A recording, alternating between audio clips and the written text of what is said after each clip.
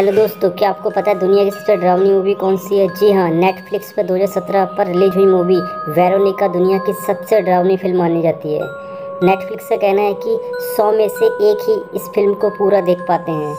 विशेषज्ञों का कहना है कि इस फिल्म को देखकर कमजोर दिल वालों की जान भी जा सकती है। वेरोनिका मूवी की कहानी एक सत्य घटना पर आधारित है। ये कहानी 1991 की है, एक साधारण परिवार की, जिसमें एक बड़ी बेटी होती है वेरोनिका, जो कि 15 साल की होती है। इसकी 2 छोटी बहनें होती हैं, दोनों की उम्र करीब 7 से 8 साल होगी, और एक छोटा भाई होता है। एक दिन वेरोनिका अपने स्कूल गई अपने सभी भाई बहनों के साथ। उस दिन सूर्य ग्रहण लगने ही वाला था। उसके स्कूल में टीचर बता रही थी कि धरती में जो भी होता है, आसमान वही हमें दिखाता है। इस बात को बोलते वक्त आपको थोड़ी रहस्यमयी एहसास होगा। उसी दिन दोपहर में सूर्य ग्रहण को सभी बच्चे किसी कारगर वस्तु जैसे कि पुरानी फिल्मों वाले रील से देखते हैं। लेकिन उसी दौरान वेरोनिका और उसके 2 दोस्त उसी स्कूल के बेसमेंट में किसी खुरापात विचार को लेकर जाते हैं। और वहाँ जाने के बाद न जाने उनके मन में क्या विचार चलता है कि वो ओझा बोर्ड को खोज निकालते हैं और तीनों मोमबत्ती जलाकर वहाँ बैठकर आत्माओं को पुकारना शुरू कर देते हैं। बोर्ड के नज़दीक एक कांच का ग्लास को उल्टा कर उस पर उंगलियाँ रखती हैं और प्रक्रिया आरंभ होती है। धीरे धीरे उन्हें एहसास होता है कि उनके आसपास कुछ हलचल हो रही है। ये सब देखकर वो सब डरकर वहाँ से भागने लगते हैं। लेकिन वेरोनिका भागते वक्त उस ओझा बोर्ड को अपने बैग में रख लेती है और बेसमेंट से बाहर आ जाती है। कुछ समय बाद आगे मूवी में हम देखते हैं कि वेरोनिका ओझा बोर्ड के साथ घर की छत पर खेल रही होती है और ओझा बोर्ड बार बार नीचे रहस्यमयी रूप से गिरता जाता है।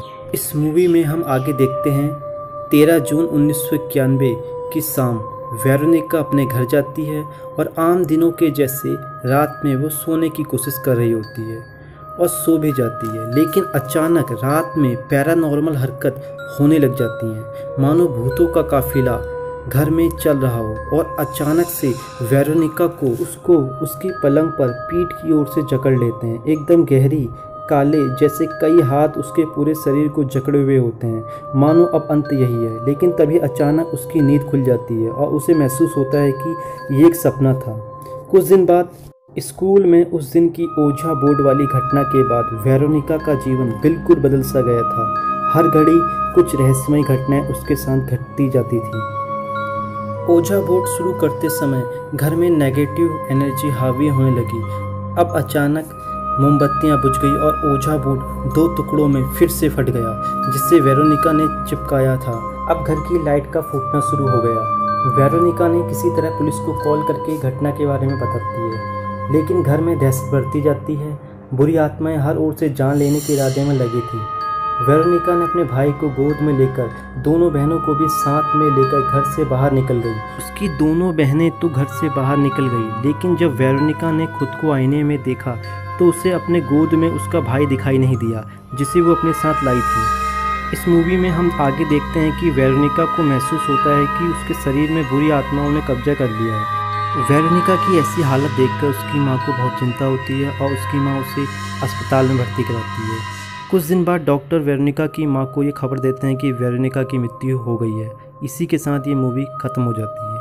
आपको ये मूवी कैसी लगी? अच्छी लगी हो तो सब्सक्राइब करें, लाइक करें, शेयर